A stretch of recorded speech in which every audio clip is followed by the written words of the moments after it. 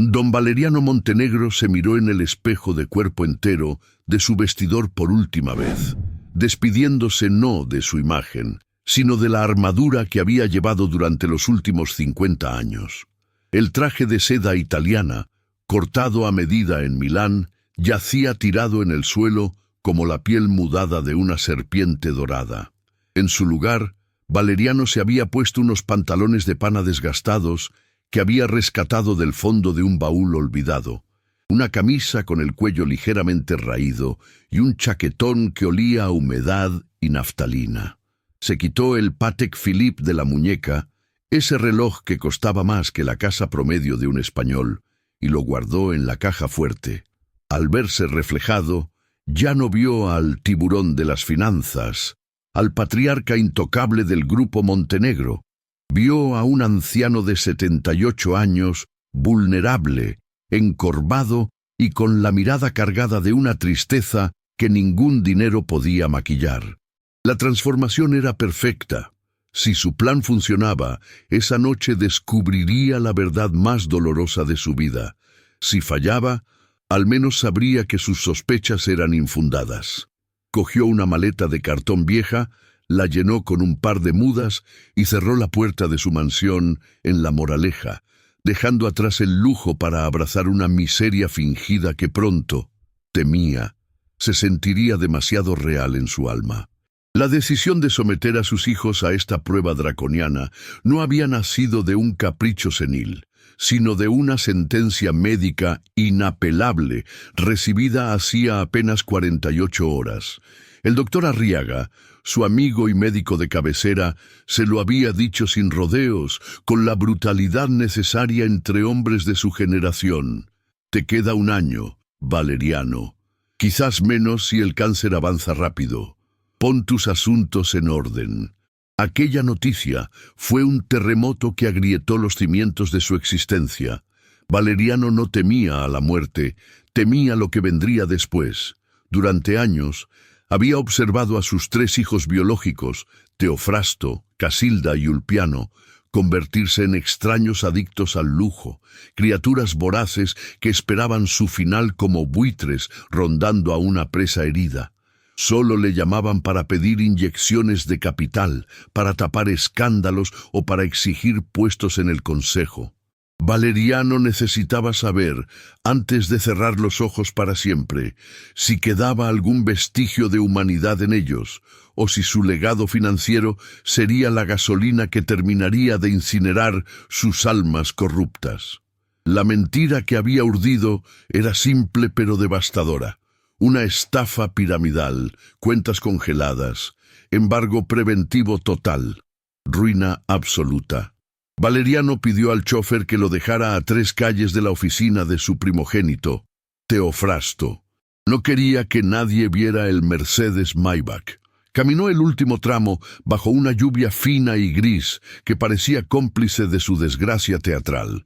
Al llegar al imponente edificio de cristal en el Paseo de la Castellana, donde Teofrasto dirigía la división de banca privada, el guardia de seguridad le cortó el paso. «Oiga, abuelo, la entrada de proveedores es por detrás», le espetó el joven sin mirarle a la cara. Valeriano tuvo que tragar saliva y usar su voz de mando, esa que aún conservaba un eco de trueno, para identificarse. El guardia palideció al reconocer los ojos del dueño del edificio bajo esas cejas pobladas, aunque la ropa le confundía. «Don Valeriano, disculpe, yo no le esperaba así». Valeriano subió en el ascensor privado, sintiendo como cada piso que ascendía aumentaba la presión en su pecho. Iba a pedir asilo a su propia sangre, iba a suplicar un techo, y el miedo al rechazo era un frío que calaba más hondo que la lluvia de Madrid. Teofrasto Montenegro estaba en medio de una llamada, con los pies sobre su escritorio de caoba, cuando su padre entró sin llamar. El hijo mayor, de 50 años, impecablemente vestido y con esa arrogancia que da el dinero heredado, colgó el teléfono con fastidio. «Papá, ¿qué haces aquí? ¿Y por qué vas vestido como un jardinero jubilado?» «Tengo una reunión con inversores japoneses en 20 minutos. No tengo tiempo para tus excentricidades. Valeriano se dejó caer en una silla de diseño, fingiendo un agotamiento físico extremo. Dejó la maleta de cartón en el suelo con un golpe seco. Hijo, ha ocurrido lo impensable. Todo se ha derrumbado. Mis cuentas en Suiza, las inversiones en Asia, todo era un fraude orquestado por mi gestor personal. Me han embargado esta mañana. La casa, los coches, las cuentas. No tengo nada, Teofrasto. Estoy en la calle. Necesito que me acojas en tu ático unos días hasta que aclare esto con los abogados. La tensión en ese despacho se puede cortar con un cuchillo. Es desgarrador ver a un padre que lo ha dado todo, tener que humillarse para probar el amor de su hijo. Teofrasto tiene millones en el banco gracias a Valeriano, pero ¿tendrá corazón?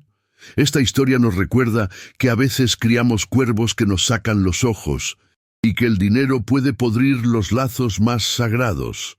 Si queréis saber cómo reacciona un hijo millonario ante la supuesta ruina de su padre, suscribíos ahora a Relatos de Don Sebastián. Dadle al botón de me gusta si creéis que Valeriano hace bien en ponerlos a prueba. Preparaos, porque la respuesta de Teofrasto os va a helar la sangre. Teofrasto se levantó de su silla como si tuviera un resorte, pero no para abrazar a su padre, sino para cerrar las persianas, temeroso de que alguien viera esa escena patética. ¿Arruinado? ¿Estás de broma, papá? ¿Cómo has podido ser tan estúpido de confiar en ese gestor sin consultarme? No hubo preocupación por la salud de Valeriano ni por su estado emocional, solo pánico por el estigma social. Papá, escúchame bien. No puedes quedarte en mi ático. Mi esposa está organizando una subasta benéfica esta semana y va a venir la prensa. Imagínate si te ven así, con esa ropa, oliendo a fracaso. Hundirías mi reputación. Mis inversores huirían. Teofrasto caminaba de un lado a otro, mesándose el cabello engominado. Además, tenemos las habitaciones de invitados ocupadas con los curadores de arte. No hay sitio, papá. Simplemente no es el momento. Valeriano miró a su primogénito con una claridad dolorosa. Teofrasto, soy tu padre. Te pagué la carrera en Harvard. Te regalé este edificio. Solo te pido un sofá. Tengo 78 años y no tengo a dónde ir esta noche. Teofrasto sacó la cartera y extrajo un billete de 500 euros, ofreciéndoselo con la punta de los dedos como si Valeriano fuera contagioso. Toma esto. Ve a un hotel discreto, uno de las afueras donde no te reconozcan. Mañana hablaré con mis abogados para ver si podemos salvar algo de mi parte de la herencia antes de que los acreedores lo devoren todo. Pero ahora vete, por favor. Los japoneses están al llegar. Valeriano no cogió el billete. Se levantó con dificultad. Agarró su maleta de cartón y miró a su hijo a los ojos. Gracias, Teofrasto. No te preocupes. No volverás a verme por aquí. Salió del despacho sintiendo que acababa de perder a un hijo. No por la muerte, sino por la indiferencia. La segunda parada de su vía crucis fue la mansión de su hija Casilda, en la exclusiva urbanización de Puerta de Hierro. Casilda, a sus 45 años, vivía de ser hija de, organizando eventos vacíos y posando en revistas del corazón. Al llegar, Valeriano se encontró con que se celebraba una fiesta en el jardín. La música chill out y las risas falsas flotaban en el aire. Valeriano entró por la puerta de servicio, interceptando a Casilda en la cocina mientras daba órdenes a los camareros. «Papá, por Dios, ¿qué es este disfraz? Es una performance», gritó ella al verlo, horrorizada de que combinara tan mal con la decoración. Cuando Valeriano repitió su historia, la ruina, el embargo, la necesidad de un techo, la reacción de Casilda fue aún más visceral que la de Teofrasto.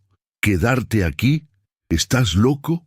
Papá, tengo a los duques de Alba en el jardín. Si se enteran de que mi padre es un indigente, me retiran el saludo. Me convertiría en un paria social. Casilda, solo necesito una cama». la habitación de servicio que no usáis, suplicó Valeriano, forzando su papel hasta el límite, aunque por dentro su corazón ya estaba hecho cenizas. Casilda le empujó suavemente hacia la salida trasera, asegurándose de que nadie los viera. «Papá, no seas dramático. Mira, te llamaré un Uber para que te lleve a algún sitio, pero no puedes quedarte. Tengo una imagen que mantener. Mis seguidores en Instagram no entenderían esto. Vete a la casa de campo, aunque creo que dijiste que estaba embargada. Bueno, búscate la vida unos días. Seguro que tienes algo guardado bajo el colchón. Ahora vete, que se me baja el suflé». Le cerró la puerta en las narices. Valeriano se quedó solo en el callejón de servicio, rodeado de cubos de basura que olían mejor que la moral de su hija. 2 de 3. La soledad empezaba a pesar más que la maleta. La última esperanza, si es que se le podía llamar así, era Ulpiano, el Benjamín, el genio tecnológico que vivía en un loft industrial en el centro. Valeriano llegó allí al anochecer, cansado, hambriento y con el alma rota. Ulpiano ni siquiera le abrió la puerta. Le habló por el videoportero con esa voz metálica y distorsionada.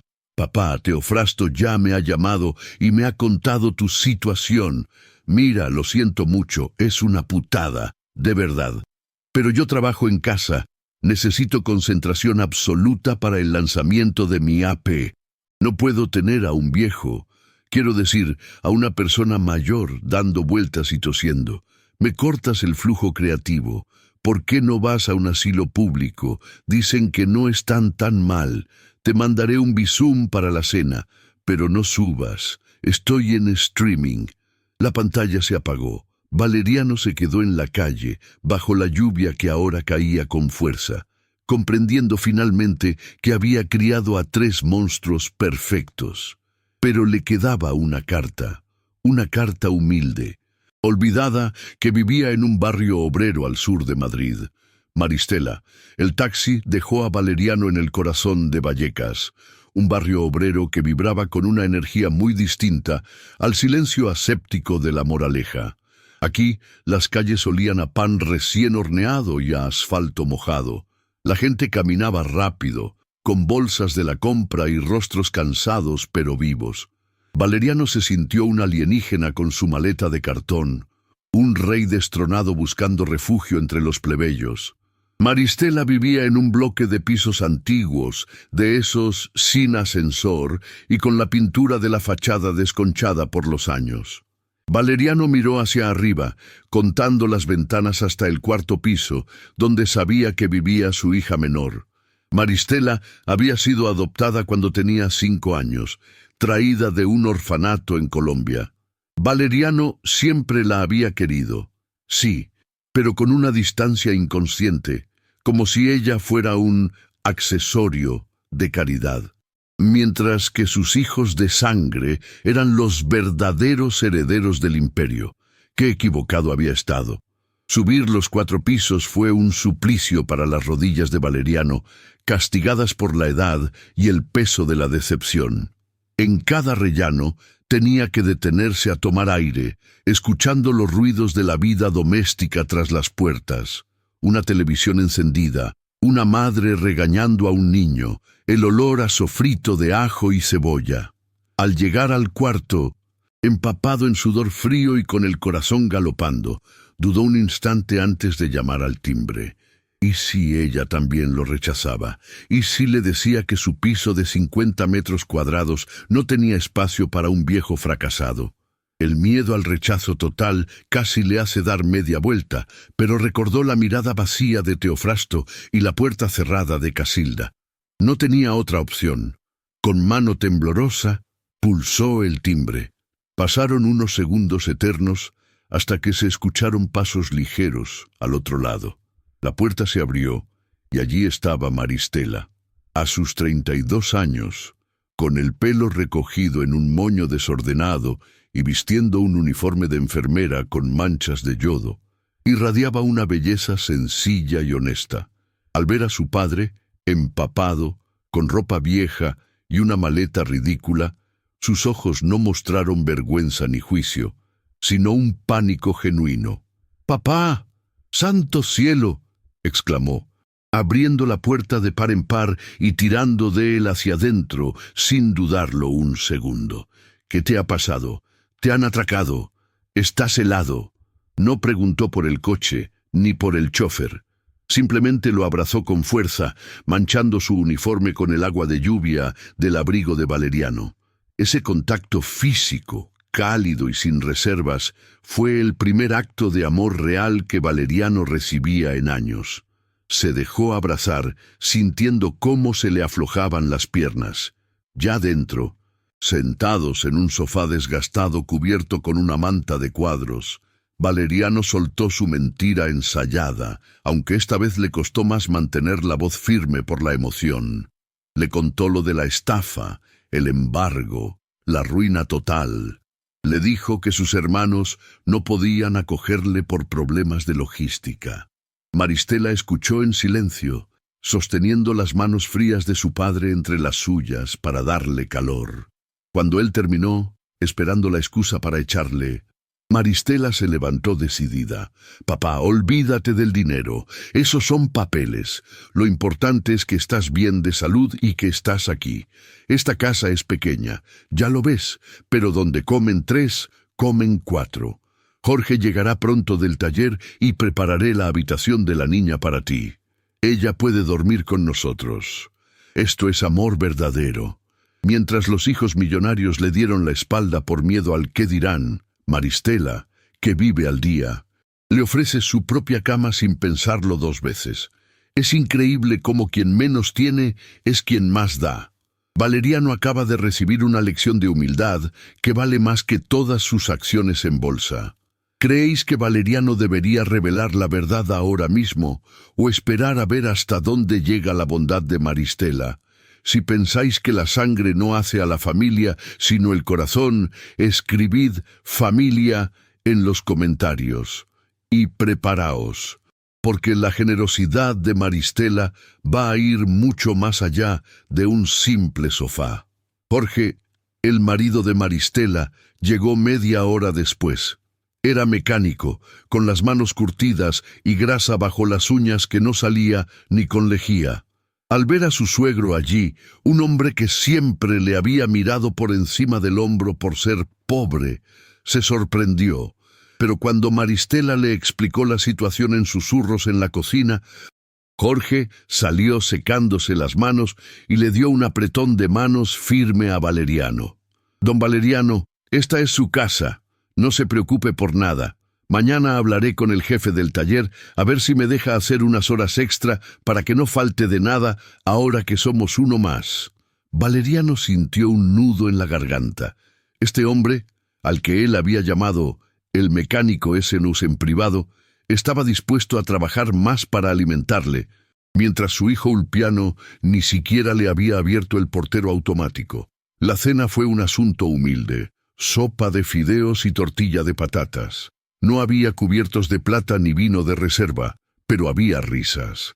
La nieta de Valeriano, una pequeña de 6 años llamada Lucía, le miraba con curiosidad y le pasaba el pan. «Abuelo, ¿te vas a quedar a vivir aquí? Bien, así podrás ayudarme con los deberes de mates». Valeriano, que nunca había tenido paciencia con sus propios hijos, se encontró sonriendo y asintiendo. Comió con un apetito voraz, descubriendo que la sopa caliente en compañía sabía mejor que cualquier langosta solitaria en su mansión. Nadie mencionó su ropa vieja, nadie le hizo sentir como un fracasado. Simplemente le trataron como al abuelo, como al padre, como a un ser humano que necesitaba refugio. La dignidad que le habían quitado sus hijos biológicos se la devolvía su hija adoptiva con creces. Después de cenar, Valeriano intentó disculparse de nuevo. «Hija, no quiero ser una carga. Sé que vais justos de dinero. En cuanto consiga una pensión no contributiva, me buscaré una habitación». Maristela le cortó con dulzura pero con firmeza. «Papá, mírame. Tú me sacaste de un orfanato. Me diste una vida. Nunca me faltó nada material. Quizás Quizás me faltó que me miraras como mirabas a Teofrasto, pero nunca me faltó un techo. Ahora es mi turno. Mientras yo tenga un techo, tú lo tendrás. Y si tenemos que comer arroz todos los días, comeremos arroz. Pero la familia no se abandona en la estacada. Eso me lo enseñaste tú, aunque se te haya olvidado. Valeriano tuvo que bajar la mirada para que no vieran las lágrimas que se agolpaban en sus ojos. Ella no le reprochaba nada. Le amaba a pesar de sus fallos. Esa noche, Valeriano se acostó en la cama de su nieta, rodeado de peluches y dibujos pegados con celo en la pared. El colchón era sencillo, las sábanas de algodón barato, y se oía el tráfico de la calle. Pero Valeriano sintió una paz que no recordaba. Pensó en Teofrasto, en su ático de lujo, vacío de empatía. Pensó en Casilda y su fiesta hipócrita. Pensó en Ulpiano y su soledad digital. Y luego pensó en Maristela, durmiendo apretada con su marido y su hija para hacerle sitio a él. Comprendió, con la claridad dolorosa que da la cercanía de la muerte, que había invertido su vida en los activos equivocados. Sus hijos de sangre eran su mayor fracaso. Su hija adoptiva era su único éxito real. Y mañana, al amanecer, les daría a todos lo que merecían. A la mañana siguiente, Valeriano despertó con el olor a café recién hecho. Al ir a la cocina, encontró una nota sobre la mesa. Maristela y Jorge ya se habían ido a trabajar y habían llevado a la niña al colegio. Junto a la nota, había un sobre blanco abultado y un juego de llaves. La nota decía: «Papá, te hemos dejado copia de las llaves. En el sobre hay 200 euros. Son nuestros ahorros para las vacaciones, pero tú los necesitas más ahora para moverte y hacer tus gestiones. No te preocupes por devolverlos. Hay café en el termo y tostadas. Te queremos, Marium». Valeriano cogió el sobre. Le estaban dando todo lo que tenían. Absolutamente todo. Valeriano lloró. Esta vez de alegría pura. La prueba había terminado. Se secó las lágrimas, sacó su teléfono móvil, que había mantenido apagado, y marcó el número de su abogado y notario de confianza. «Felipe, convoca a mis 4 hijos en tu despacho esta tarde a las 6.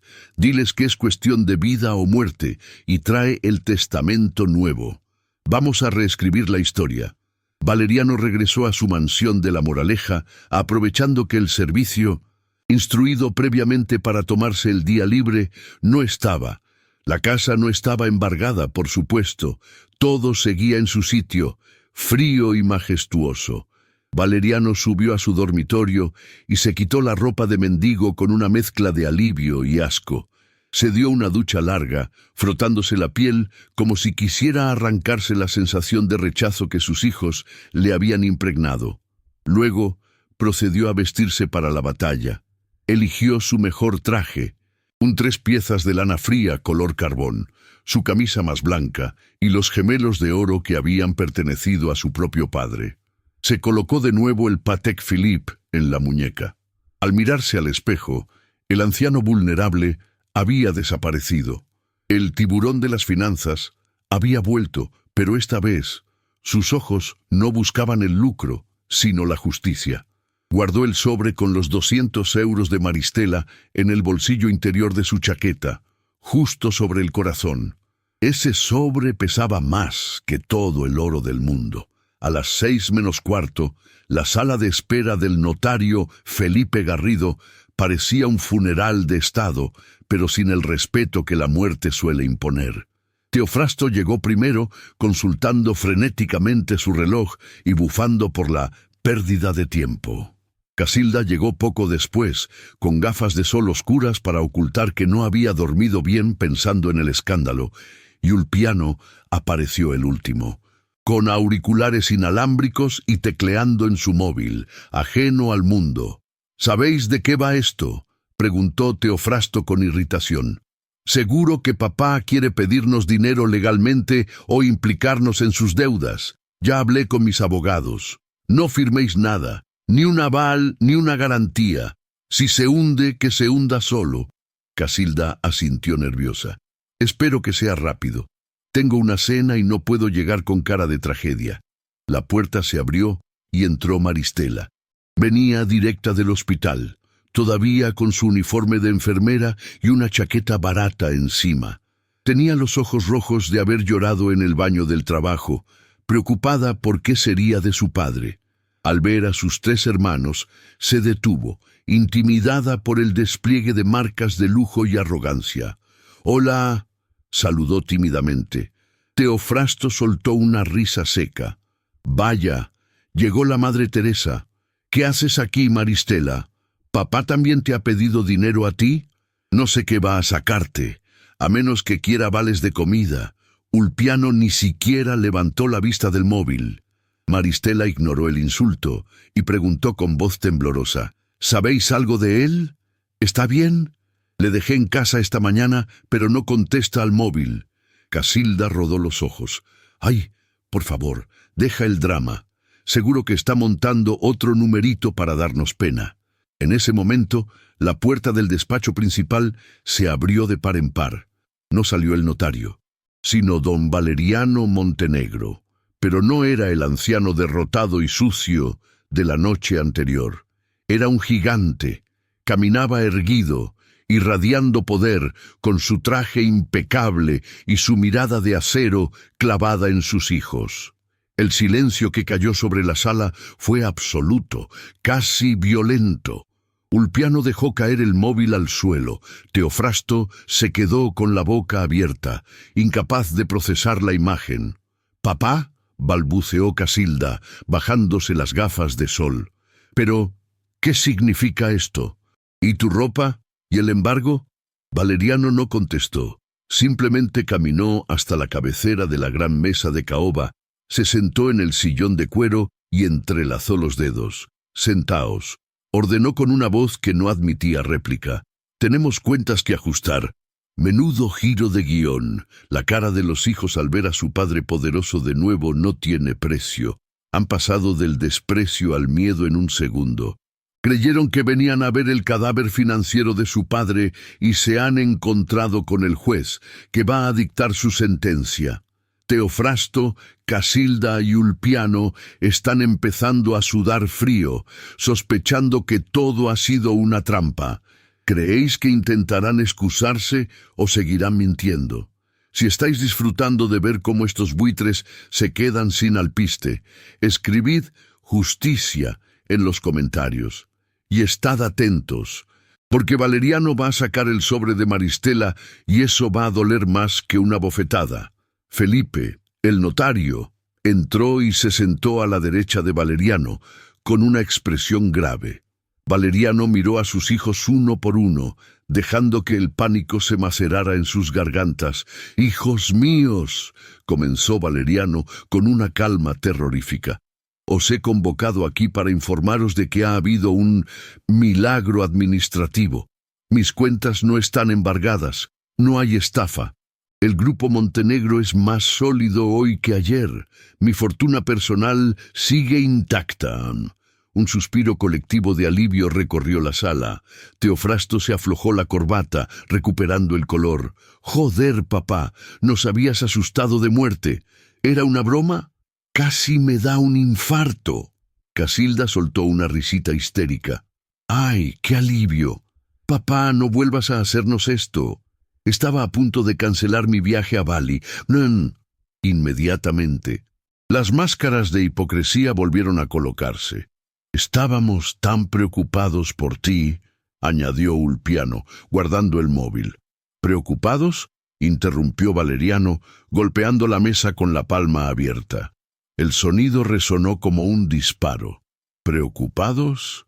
Teofrasto? Ayer me dijiste que oler a fracaso arruinaría tu reputación y me ofreciste 500 euros para que desapareciera. Casilda, tú me echaste por la puerta de servicio para que tus duques no vieran a tu padre pobre. Y tú, Ulpiano, ni siquiera me abriste la puerta porque te cortaba el flujo creativo». Valeriano se puso de pie, y su sombra pareció cubrirles a todos. «No estabais preocupados por mí. Estabais aterrorizados de que mi pobreza os salpicara. En 24 horas me habéis demostrado que vuestro amor tiene un precio, y es un precio muy bajo. Los tres hermanos se encogieron en sus sillas, buscando excusas, balbuceando justificaciones absurdas sobre el estrés y los malentendidos. Valeriano giró la cabeza hacia Maristela, que seguía en una esquina, confundida y callada. Y luego está Maristela. La voz de Valeriano se rompió ligeramente, suavizándose. Maristela, que vive en un piso sin ascensor en Vallecas. Maristela, a la que nunca regalé un edificio ni pagué un máster en Harvard. Valeriano metió la mano en su bolsillo interior y sacó el sobre blanco arrugado. Lo lanzó sobre la mesa de caoba pulida. Ayer, cuando creyó que yo no tenía nada, ella me dio su cama, me dio su cena, y esta mañana me dio esto. Valeriano abrió el sobre y sacó los billetes de 20 y 50 euros, 200 euros, sus ahorros de vacaciones, todo lo que tenía. Me lo dio sin pedir nada a cambio, solo para que su padre no pasara hambre. Teofrasto miró los billetes arrugados con desdén, pero Valeriano lo fulminó con la mirada. No mires ese dinero con asco, Teofrasto. Esos 200 euros valen más que todo tu patrimonio, porque están limpios de egoísmo. Maristela no sabía que yo era rico. Vosotros creíais que yo era pobre y me escupisteis. Ella creía que yo era pobre y me abrazó. Maristela empezó a llorar en silencio, abrumada por la situación. Papá, no entiendo. Entonces no estás arruinado. ¿Por qué mentiste? Valeriano la miró con ternura infinita. Porque me estoy muriendo, hija. Me queda menos de un año de vida. Y necesitaba saber en manos de quién iba a dejar el fruto de mi trabajo. Necesitaba saber quién merecía llevar el apellido Montenegro. La revelación de la enfermedad cayó como otra bomba, pero los hijos biológicos, en su narcisismo, calcularon rápidamente las implicaciones financieras de su muerte inminente. Valeriano hizo un gesto al notario. Felipe, lee el Nuevo Testamento, la cláusula de reparto. El notario se ajustó las gafas y leyó con voz monótona pero clara. En pleno uso de mis facultades mentales, procedo a revocar todos los testamentos anteriores. Respecto a mis hijos Teofrasto, Casilda y Ulpiano, y acogiéndome a la legislación vigente, les lego única y exclusivamente la legítima estricta, el mínimo legal obligatorio, que se depositará en un fideicomiso bloqueado del que solo podrán retirar el salario mínimo interprofesional mensualmente. Y los tres hermanos saltaron de sus sillas al unísono. «¿Qué? Eso es ilegal. No puedes hacernos eso», gritó Teofrasto, rojo de ira. «Es ilegal. La legítima es intocable. Te voy a impugnar este testamento antes de que tu cuerpo se enfríe», bramó Teofrasto, con la vena del cuello a punto de estallar. Valeriano, sin inmutarse, hizo un gesto suave a Felipe. El notario, con la frialdad de quien conoce la letra pequeña mejor que nadie, se aclaró la garganta. «Señor Teofrasto, antes de amenazar, debería leer la cláusula de desheredación condicional por maltrato psicológico. Su padre ha documentado minuciosamente el abandono emocional al que le han sometido, culminando en los hechos de ayer. Según la jurisprudencia reciente del Tribunal Supremo, el desprecio y el abandono en situación de necesidad se equiparan al maltrato de obra, causa justa para privarles incluso de la legítima estricta. Un silencio sepulcral cayó sobre la sala. Valeriano se inclinó hacia adelante cruzando las manos. «Exacto. Podría haberos dejado sin nada, cero. Y creedme, tengo grabaciones de las cámaras de seguridad de vuestras casas de ayer, audios de vuestros porteros automáticos y el testimonio de vuestros empleados negándome la entrada. ¿Queréis ir a juicio? Adelante. Airearemos en la prensa cómo el gran banquero Teofrasto negó un techo a su padre, arruinado. Imaginad qué hará eso con vuestras acciones.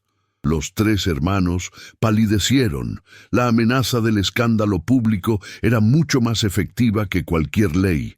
Valeriano les había acorralado, o aceptaban las migajas controladas, o se arriesgaban a perderlo todo y ser destruidos socialmente.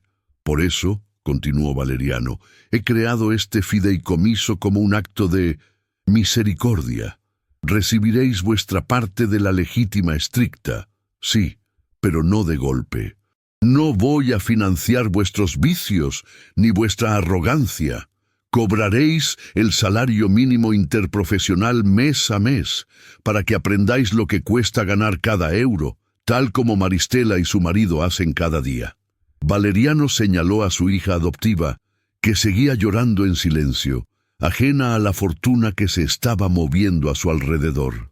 El resto de mi patrimonio, el tercio de mejora, el tercio de libre disposición y el control total del Grupo Montenegro, pasa a ser propiedad única y universal de Maristela. Las miradas de odio se giraron instantáneamente hacia Maristela. ¡Tú, zorra manipuladora!, siseó Casilda, perdiendo toda su compostura de dama de sociedad. ¿Sabías esto? Lo planeaste con él.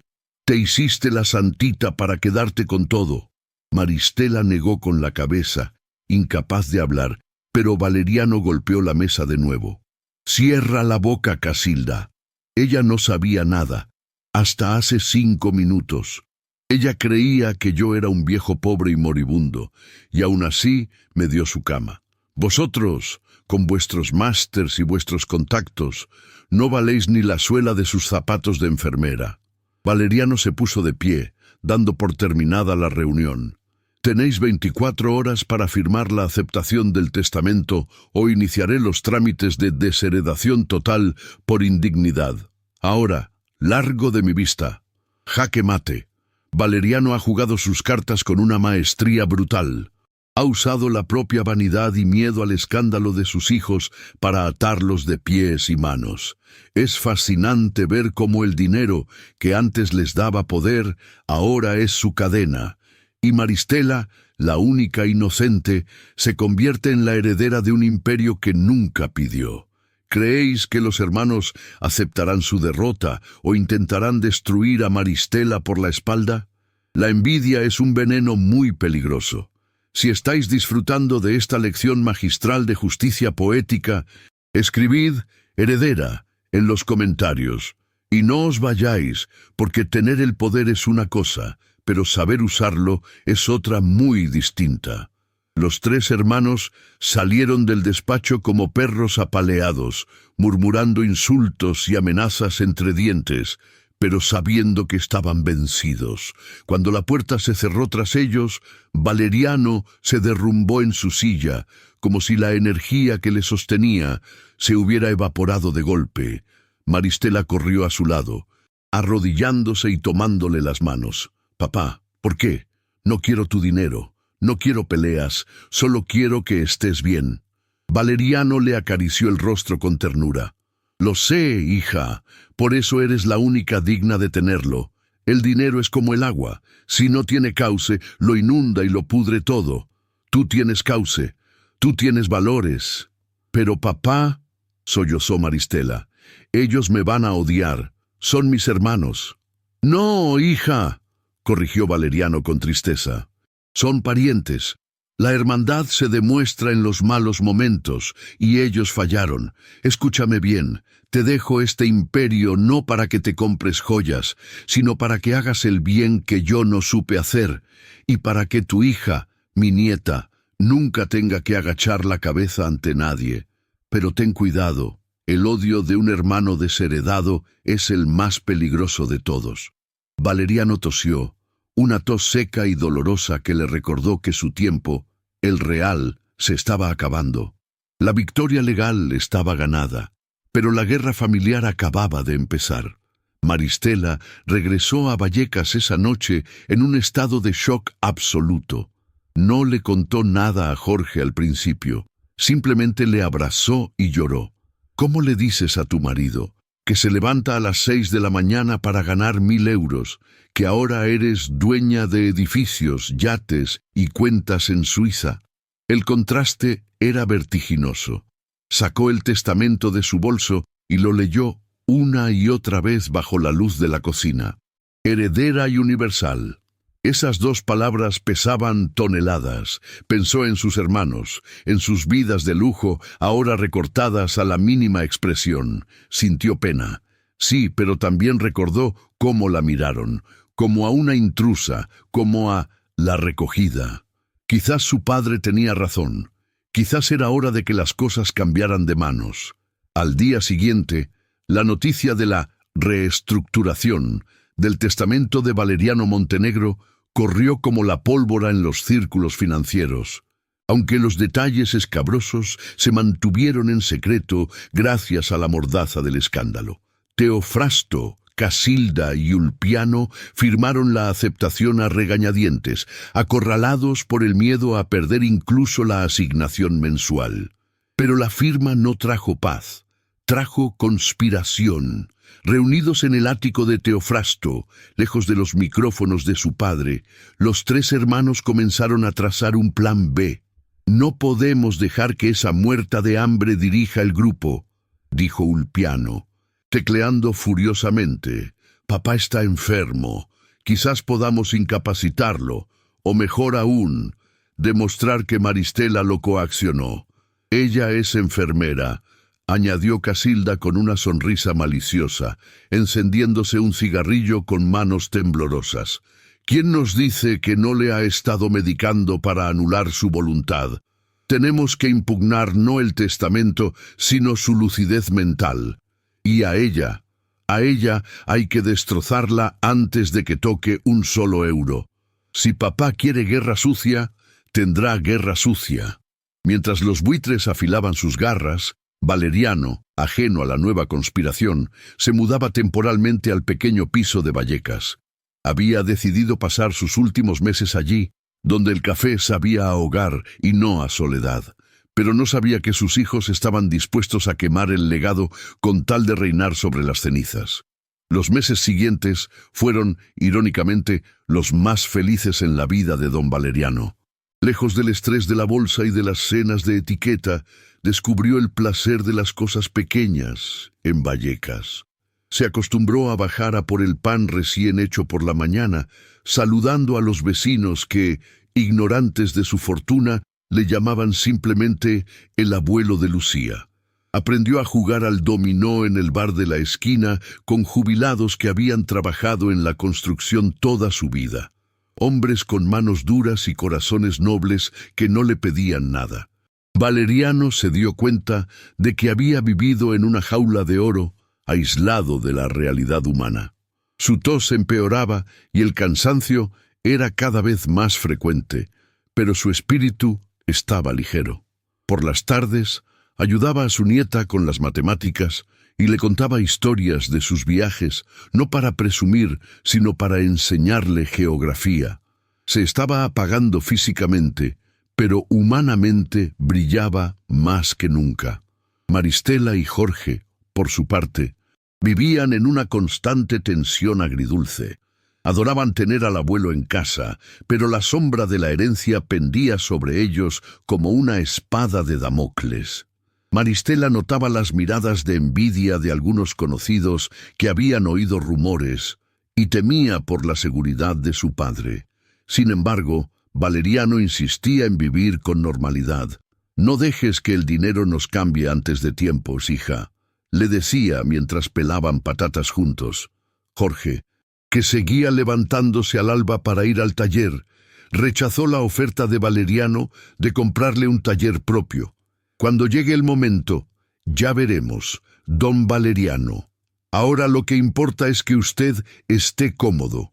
Esa integridad era el bálsamo que Valeriano necesitaba para dormir tranquilo, sabiendo que su decisión había sido la correcta. Pero en el norte de Madrid, la maquinaria del rencor funcionaba a pleno rendimiento. Teofrasto, Casilda y Ulpiano habían contratado a un bufete de abogados conocido por sus tácticas agresivas y a una agencia de relaciones públicas especializada en gestión de crisis. que en realidad era un eufemismo para destrucción de reputación. El plan era doble, legal y mediático. Ulpiano, utilizando sus conocimientos digitales, empezó a sembrar rumores en foros y redes sociales. Casilda filtró historias distorsionadas a sus contactos en la prensa rosa. La narrativa que estaban construyendo era venenosa. Valeriano estaba senil, había perdido el juicio y una enfermera ambiciosa, su propia hija, lo tenía secuestrado en un piso de mala muerte, drogándolo para reescribir el testamento. El primer golpe llegó un martes lluvioso. Maristela estaba en el hospital, terminando su turno, cuando una compañera le mostró el móvil con cara de circunstancias. En la portada de un digital sensacionalista aparecía una foto robada de Valeriano, caminando con dificultad por Vallecas, apoyado en Maristela. El titular era devastador: el rey Lear de las finanzas o un anciano secuestrado. La extraña caída en desgracia de don Valeriano Montenegro y la hija secreta que controla sus pasos. El artículo insinuaba que Maristela le negaba atención médica de calidad para acelerar su muerte y que le había aislado de sus amorosos hijos, que estaban desesperados por rescatarlo. Los comentarios en la noticia eran crueles, llamándola cazafortunas y manipuladora. Maristela sintió que el suelo se abría bajo sus pies. Valeriano vio la noticia en la tablet que Ulpiano le había regalado años atrás y que ahora usaba para leer el periódico. Su reacción no fue de tristeza, sino de una furia volcánica. Las manos le temblaban tanto que casi tira el dispositivo. «¿Cómo se atreven?», rugió, provocando que el gato de la familia saliera corriendo. «¡Atacarte a ti, a la única que me cuida!». Quiso llamar a Teofrasto para gritarle, pero Maristela, llegando a casa pálida y con los ojos llorosos, le detuvo. «Papá, no, eso es lo que quieren. Quieren que pierdas los nervios, que parezcas inestable. Si les gritas, te grabarán y lo usarán en tu contra. Tenemos que ser más inteligentes». Maristela, la enfermera dulce, estaba empezando a desarrollar la piel dura necesaria para sobrevivir en la jungla de los Montenegro. ¡Qué bajeza! Los hermanos han cruzado una línea roja atacando el honor de Maristela públicamente. Es repugnante ver cómo usan la mentira para destruir a quien no pueden comprar. Están jugando con la salud de su padre y la vida de su hermana solo por codicia. Esta estrategia de difamación es muy común en disputas de herencias millonarias, pero duele verla aplicada contra alguien tan bueno como Maristela. ¿Creéis que Valeriano debería salir públicamente a defender a su hija, o es mejor preparar el contraataque en silencio? Si estáis del lado de la verdad y queréis ver caer a los calumniadores, dejad un comentario con la palabra verdad. Y atención, porque el ataque legal es inminente. 2 días después, el ataque pasó del papel a los tribunales. Un procurador se presentó en el piso de Vallecas con una notificación judicial. Era una demanda de incapacitación. Teofrasto, Casilda y Ulpiano solicitaban la tutela legal de su padre, alegando deterioro cognitivo severo y vulnerabilidad ante terceros. Pedían medidas cautelares urgentes, el traslado inmediato de Valeriano a una clínica privada, adecuada a su estatus, bajo control de ellos, y la suspensión de cualquier poder notarial otorgado en los últimos 6 meses. Valeriano leyó el documento con una mezcla de incredulidad y dolor. Sus hijos no solo querían su dinero, querían anularlo como persona, convertirlo en un mueble tutelado para deshacer su última voluntad. «Me quieren encerrar, Maristela», susurró Valeriano, dejando caer los papeles sobre la mesa de la cocina. «Quieren declararme loco para invalidar el testamento. Si ganan, me llevarán a una residencia de lujo, me sedarán y tú no volverás a verme, y se quedarán con todo». El miedo en la voz de su padre activó un resorte en Maristela. Ya no tenía miedo por ella, tenía miedo por él. Se secó las lágrimas y miró a Valeriano con una determinación nueva. No van a ganar, papá. Tú estás cuerdo. Eres el hombre más lúcido que conozco. Vamos a luchar. Llamaré a Felipe, tu abogado. Y si tengo que ir a la televisión a contar la verdad de cómo te echaron a la calle, lo haré. Valeriano negó con la cabeza, recuperando poco a poco su compostura de estratega. No, la televisión es un circo. Nosotros ganaremos en su terreno, la empresa. Se levantó, apoyándose en su bastón, y aunque su cuerpo estaba débil, sus ojos brillaban con fuego frío. Llama a Felipe. Dile que prepare una junta extraordinaria de accionistas. Voy a presentarte oficialmente no como mi enfermera ni como mi hija, como mi sucesora. Vamos a ir a la Torre Montenegro. Quiero que te vean. Quiero que vean que no estás escondida y que yo no estoy loco. Vamos a entrar por la puerta grande. Era una jugada arriesgada. Exponerse al estrés podía matarle, pero quedarse quieto era firmar su sentencia de muerte civil. La mañana de la junta, Valeriano se vistió con su mejor traje, que ahora le quedaba un poco holgado por la pérdida de peso. Maristela se puso un traje de chaqueta sobrio y elegante que Valeriano le había hecho comprar. Juntos bajaron las escaleras del bloque humilde y se subieron no a un taxi, sino al Maybach que el chofer fiel de Valeriano había traído por orden suya. Al llegar a la imponente Torre Montenegro de cristal y acero, había fotógrafos en la puerta, avisados por Casilda. Valeriano salió del coche con la cabeza alta, apoyado en el brazo de Maristela. Los flashes estallaron. «Don Valeriano, ¿es cierto que está secuestrado?», gritó un periodista. Valeriano se detuvo, miró a la cámara y sonrió con ironía. «Lo único que tengo secuestrado, joven, es el futuro de los parásitos». Y con esa frase lapidaria entró en el edificio, llevando a Maristela hacia la boca del lobo, donde sus 3 hermanos esperaban con los cuchillos afilados. La sala de juntas de la Torre Montenegro era un acuario de tiburones con vistas a todo Madrid.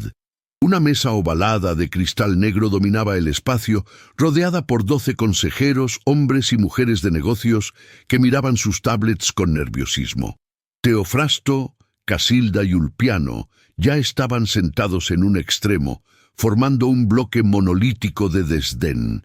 Cuando las puertas dobles se abrieron y entró Valeriano, apoyado en su bastón y del brazo de Maristela, el silencio fue instantáneo.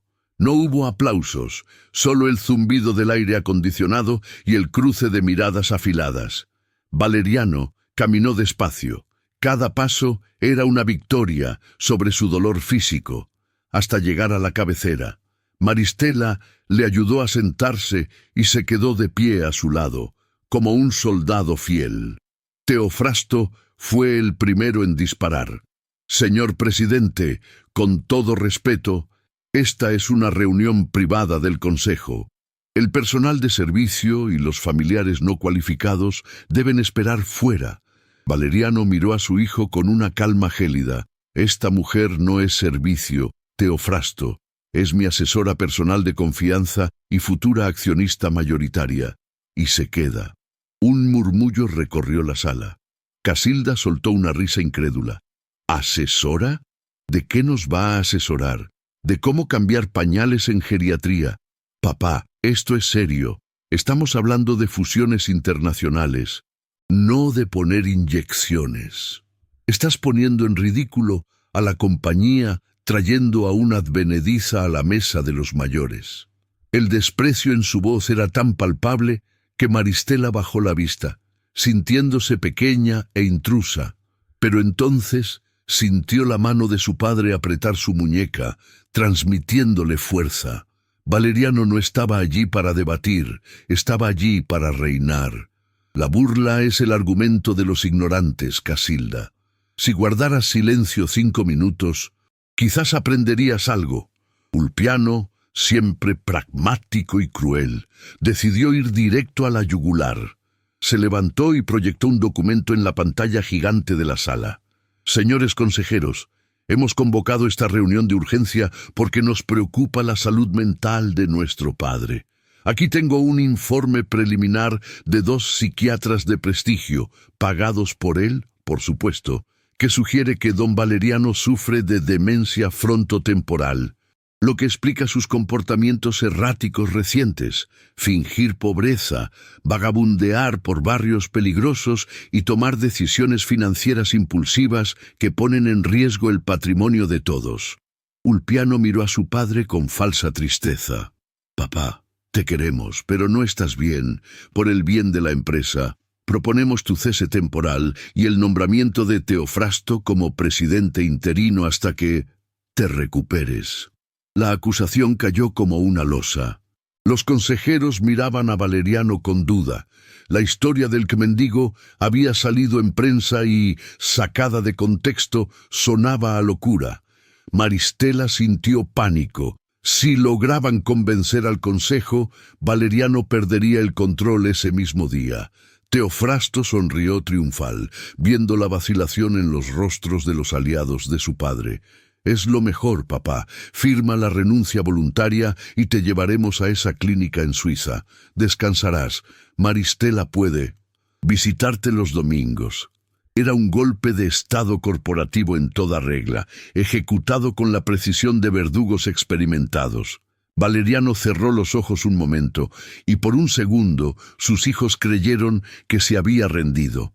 Pero Valeriano solo estaba cogiendo impulso, el momento de la verdad. Los hijos han jugado la carta de la locura para incapacitar a su padre y robarle el trono en público. Es aterrador pensar que tu propia familia pueda distorsionar la realidad para encerrarte y quitarte la voz. Ulpiano ha sido maquiavélico usando informes médicos pagados. La tensión en la sala es insoportable y Maristela está a punto de ver cómo destruyen a su padre si él no reacciona ya. ¿Creéis que Valeriano tiene un as bajo la manga o la edad le impedirá defenderse? Si pensáis que la experiencia mata a la traición, escribid «experiencia» en los comentarios.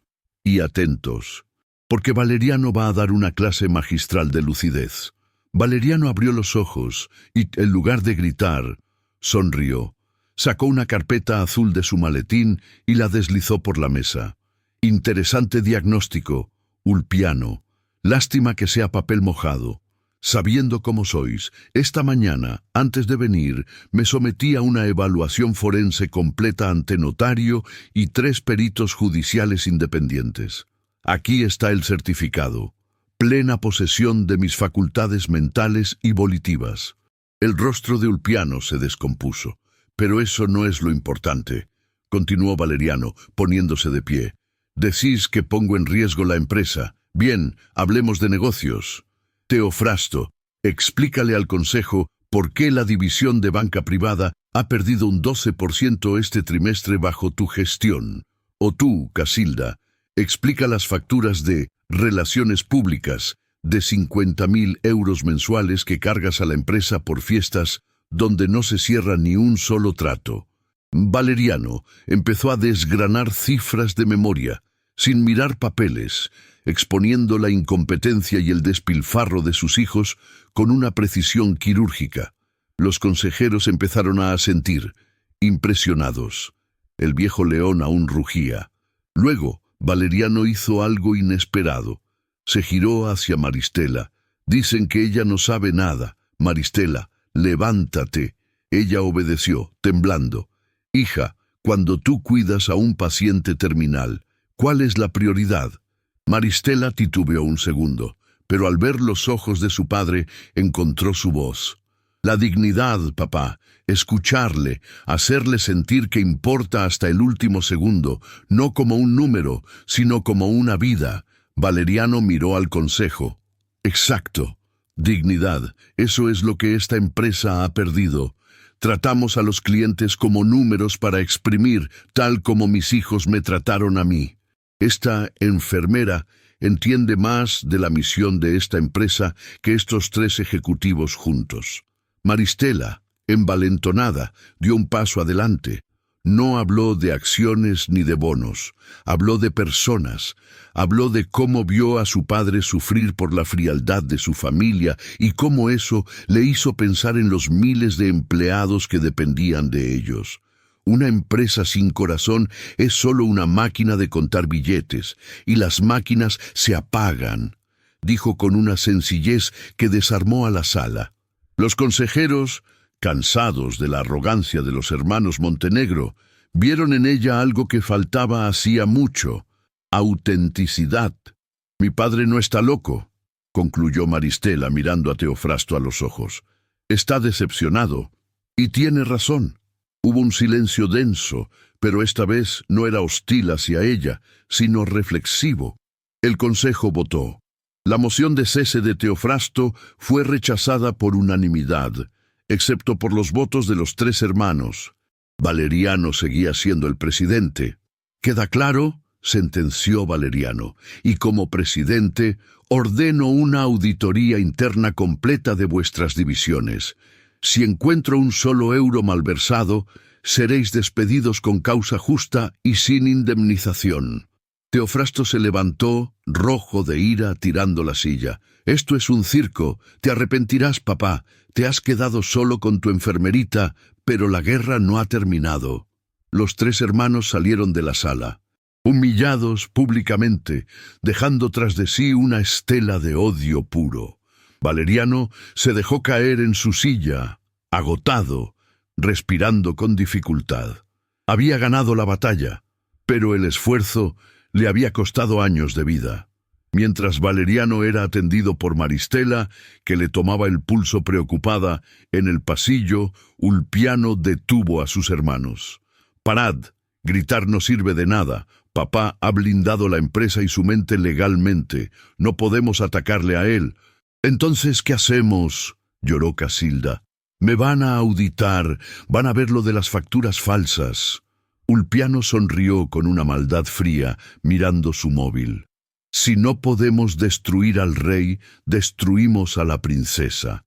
He estado investigando el pasado de Maristela, su adopción en Colombia. Hay irregularidades en los papeles de hace 30 años. Si tiramos de este hilo, podríamos demostrar que su adopción fue ilegal, que no es hija legítima, y si no es hija, no hereda». Teofrasto sonrió. «Hazlo. Encuentra a sus padres biológicos. Destrúyela moralmente, que desee no haber nacido». El invierno llegó a Madrid con un frío seco y cortante, reflejando el estado de salud de Valeriano. El cáncer avanzaba inexorablemente, robándole el aliento y las fuerzas, confinándolo cada vez más a la cama en el pequeño piso de Vallecas. Sin embargo, su mente seguía siendo una fortaleza. Desde su centro de mando, una mesa camilla con un portátil, supervisaba junto a Maristela la auditoría de la empresa. Maristela se había convertido en sus manos y sus ojos. Aprendía rápido, guiada por la intuición y la ética que su padre le había enseñado.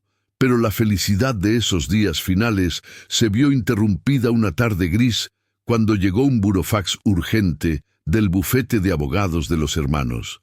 No era una demanda financiera, era un dossier titulado «Nulidad de filiación por fraude en adopción internacional».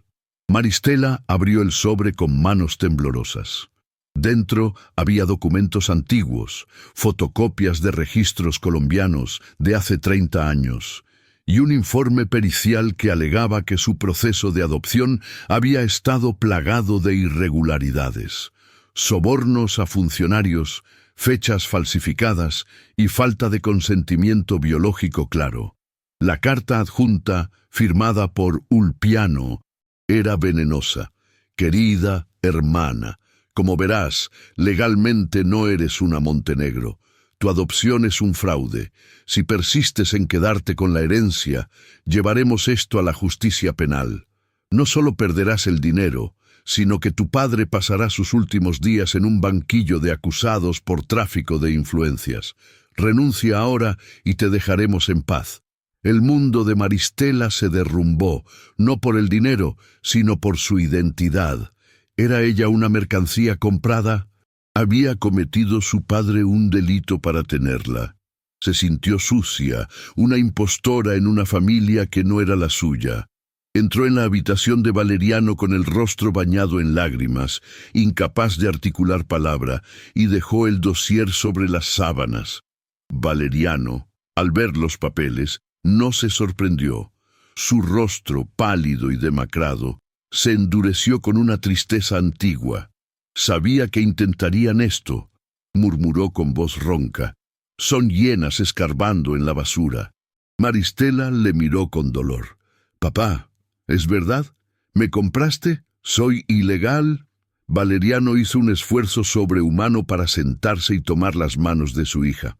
Escúchame bien, Maristela. Hace 30 años fui a Colombia en un viaje de negocios. Visité un orfanato que había sido bombardeado por la guerrilla. Estabas allí. Tenías 2 años. Estabas desnutrida y tenías neumonía. Los médicos decían que no pasarías de la semana. Los trámites legales tardaban meses. Meses que tú no tenías. Sí, pagué. Pagué a jueces, a funcionarios, a quien hiciera falta para sacarte de allí esa misma noche y llevarte a un hospital en España. Cometí un delito burocrático, sí, pero te salvé la vida. No te compré como un objeto. Te rescaté como a una hija. Y lo volvería a hacer 1000 veces. ¡Qué confesión tan poderosa! Valeriano no niega los hechos, pero les da el contexto moral que lo cambia todo. Rompió la ley para salvar una vida, la vida de la única persona que terminó amándolo de verdad. Los hermanos están usando un acto de amor desesperado como un arma para chantajearles. Es el colmo de la miseria moral. Maristela ahora debe decidir si se avergüenza de su origen o si lo acepta con orgullo. ¿Qué haríais vosotros? ¿Juzgaríais a un padre que compra la vida de su hija moribunda? Si creéis que el amor está por encima de la burocracia, dejad un comentario con la palabra vida. Y atención, porque Valeriano tiene una última carta para cerrar la boca a sus hijos. Maristela lloró, pero esta vez de alivio. Su padre no era un criminal, era su héroe. Valeriano le secó las lágrimas con el pulgar. Además, tus hermanos olvidan un detalle. Ellos creen que pueden anular tu herencia anulando tu adopción, pero son estúpidos. Hace un mes, cuando cambié el testamento, hice algo más. Valeriano señaló el cajón de su mesita de noche. Saca la carpeta roja. Maristela obedeció. Dentro había un documento reciente. Es una adopción de adulto, explicó Valeriano. En España, se puede adoptar a una persona mayor de edad si ha habido convivencia previa. Ratificamos tu filiación ante el juez hace semanas, subsanando cualquier defecto del pasado. Eres mi hija, Maristela, legal, biológica en el corazón y administrativa. Ese papel que tienen ellos es historia antigua. Este es el presente. La jugada maestra de Valeriano desactivaba el chantaje, pero el anciano no había terminado. Ahora, vamos a terminar con esto. Llama a Ulpiano, pon el altavoz y ten a mano el informe de la auditoría que terminamos ayer. Maristela, con el corazón galopando, marcó el número. Ulpiano contestó al primer tono, con voz arrogante. ¿Ya has hecho las maletas, falsa heredera? Valeriano se inclinó hacia el teléfono, reuniendo toda la voz que le quedaba en los pulmones. Es Ulpiano. Cállate y escucha. Tu chantaje de la adopción no sirve de nada. Tengo una adopción de adulto ratificada, pero gracias por el intento, me ha recordado con quién trato. Lo que sí sirve, continuó Valeriano, su voz volviéndose afilada como un bisturí, es el informe preliminar de la auditoría. Tengo pruebas de que Teofrasto desvió 2 millones de euros a paraísos fiscales, de que tú, Ulpiano, vendiste datos de clientes a la competencia, y de que Casilda cargó gastos personales por valor de $500,000 a la empresa. Esos son delitos societarios, apropiación indebida y administración desleal, penas de cárcel de 2 a 6 años. Al otro lado de la línea se hizo un silencio aterrado. Se escuchó la respiración agitada de Ulpiano. El cazador se había convertido en presa. «Tenéis dos opciones», sentenció Valeriano, implacable. «Opción A. Seguís con vuestra guerra sucia contra Maristela y yo entrego este informe a la Fiscalía Anticorrupción mañana mismo. Iréis a la cárcel y saldréis en todos los telediarios esposados. Opción B. Firmáis una renuncia total a cualquier reclamación futura sobre la herencia. Aceptáis vuestro despido disciplinario de la empresa y desaparecéis de mi vista y de la de vuestra hermana para siempre. A cambio, yo guardo este informe en un cajón, por ahora». Valeriano tosió, agotado. «Tenéis 1 hora para enviar las renuncias firmadas». Tic, tac. 55 minutos después, los correos electrónicos llegaron. 3 cartas de renuncia, 3 acuerdos de no agresión firmados digitalmente. La rendición incondicional.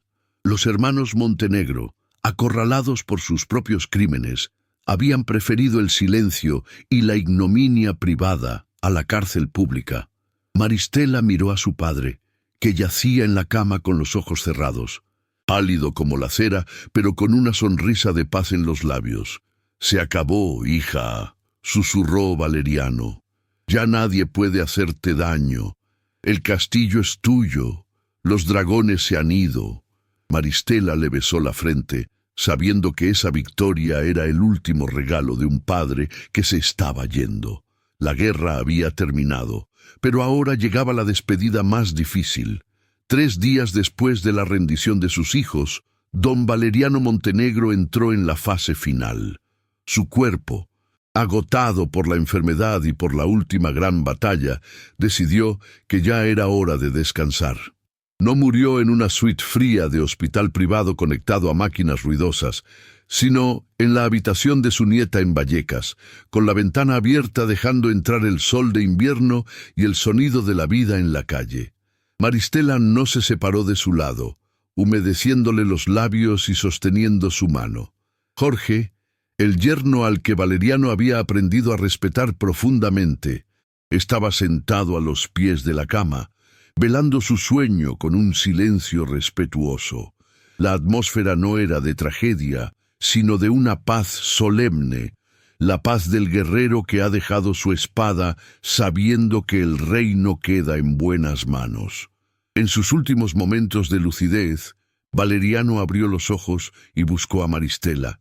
Su voz era apenas un susurro, como el roce de hojas secas. «Hija, no tengas miedo del poder», dijo con dificultad.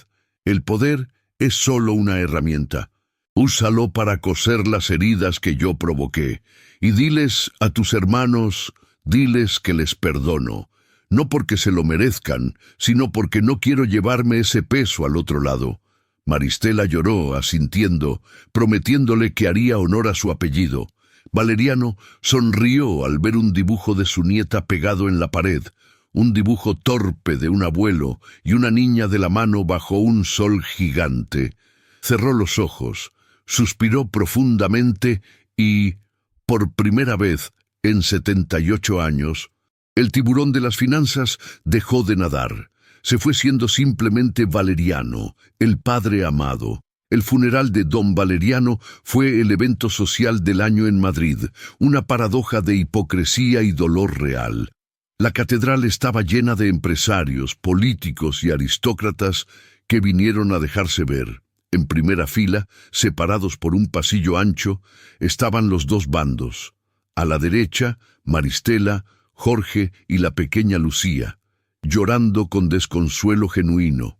A la izquierda, Teofrasto, Casilda y Ulpiano, vestidos de luto riguroso de diseño, con rostros de piedra y gafas oscuras. No lloraban a su padre, lloraban su futuro perdido. La tensión era palpable. Cuando Maristela se levantó para leer el elogio fúnebre, muchos esperaban reproches o venganza, pero ella solo habló de amor. Habló del hombre que la rescató en Colombia y del abuelo que enseñaba geografía en una cocina de Vallecas. Su dignidad en ese momento aplastó moralmente a sus hermanos, más que cualquier demanda. Semanas después se ejecutó la voluntad final.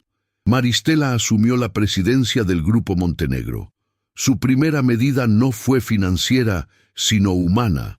Instauró un fondo de emergencia para empleados en crisis y reorientó la fundación de la empresa hacia el apoyo a la adopción internacional y becas para estudiantes sin recursos. No se mudó a la mansión de La Moraleja, la vendió y donó gran parte de lo recaudado a la investigación contra el cáncer. Siguió viviendo en su barrio, aunque en una casa un poco más grande donde Jorge pudiera tener su propio garaje. Maristela demostró que se puede ser millonaria sin perder el alma, y bajo su mando, la empresa no solo ganó dinero, sino que ganó algo que nunca tuvo: respeto social. ¿Y qué fue de los buitres? La justicia poética de Valeriano fue inexorable. El fideicomiso de la legítima estricta funcionaba como un reloj suizo cruel. Cada mes, Teofrasto, Casilda y Ulpiano recibían una transferencia exacta, 1.134 euros, el salario mínimo. Nada más. Sus vidas de lujo colapsaron como castillos de naipes. Teofrasto tuvo que vender su ático y su colección de arte para pagar deudas. Ahora vive en un apartamento alquilado en las afueras y trabaja, ironías del destino, como contable en una gestoría pequeña, donde tiene que obedecer a un jefe 20 años menor que él. Aprendió a la fuerza lo que cuesta ganar el dinero que antes despreciaba. Casilda fue la que peor lo llevó. Sin dinero para fiestas ni ropa de marca, sus amigos de la alta sociedad la borraron de sus agendas. Tuvo que vender sus joyas y bolsos en plataformas de segunda mano.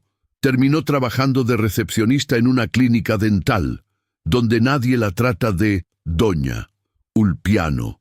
Sin el capital de papá para sus fracasos tecnológicos, tuvo que buscar empleo real. Ahora es técnico de soporte informático en una gran superficie, arreglando ordenadores de clientes enfadados. Los tres hermanos, que antes no se hablaban por egoísmo, ahora se reúnen una vez al mes para comer un menú del día barato y quejarse de su suerte. Están amargados, sí, pero por primera vez en sus vidas están viviendo en el mundo real. Y quién sabe, quizás esa dosis de realidad sea el único legado útil que su padre pudo dejarles. Un año después de la muerte de Valeriano, Maristela visitó su tumba. Llevaba flores frescas y una carta. No había rencor en su corazón. Se arrodilló ante la lápida de mármol sencillo que rezaba: «Aquí yace Valeriano. Aprendió tarde a ser pobre para poder morir rico en amor». Maristela acarició la piedra fría. «Lo estamos haciendo bien, papá», susurró. «La empresa cuida de la gente. Los hermanos, bueno, están sobreviviendo. Quizás algún día aprendan y pueda ayudarles, pero no antes de que sanen su codicia. Gracias por elegirme. Gracias por ser mi padre». Un rayo de sol atravesó las nubes y calentó la espalda de Maristela, como una mano invisible dándole la aprobación final. Esta historia, amigos de Relatos de Don Sebastián, es un espejo brutal de nuestra sociedad. Valeriano tuvo que despojarse de todo para ver la verdad de los que le rodeaban. Descubrió que la sangre no garantiza la lealtad y que, a veces, los extraños que acogemos son la verdadera familia. Su legado no fueron los millones que dejó, sino la lección de que el dinero es un buen siervo, pero un pésimo amo. Maristela, la hija, comprada, resultó ser la única que no tenía precio. Y los hijos, legítimos, demostraron que la pobreza espiritual es la única miseria que no se cura con cheques. Al final, todos nos enfrentaremos a nuestro propio testamento. No hablo de notarios ni de bienes, sino de lo que dejamos en el corazón de los demás. ¿Quién estará a tu lado cuando no tengas nada que ofrecer más que tu compañía? ¿Quién te abrirá la puerta si llegas con una maleta de cartón y zapatos rotos? Esa es la única riqueza que te llevarás a la tumba. Cultivadla hoy, porque mañana podría ser tarde para descubrir quién os quiere de verdad. Si la historia de don Valeriano y Maristela os ha tocado el corazón, si habéis sentido la indignación y el alivio de la justicia final, por favor, regaladme un me gusta en este vídeo. Es vuestra forma de honrar la memoria de los padres que se sacrifican y de los hijos que agradecen. Suscribíos al canal y activad la campanita para no perderos la próxima historia, donde seguiremos descubriendo que, en el libro de la vida, los giros más inesperados se escriben con tinta de humanidad. Hasta la próxima, amigos.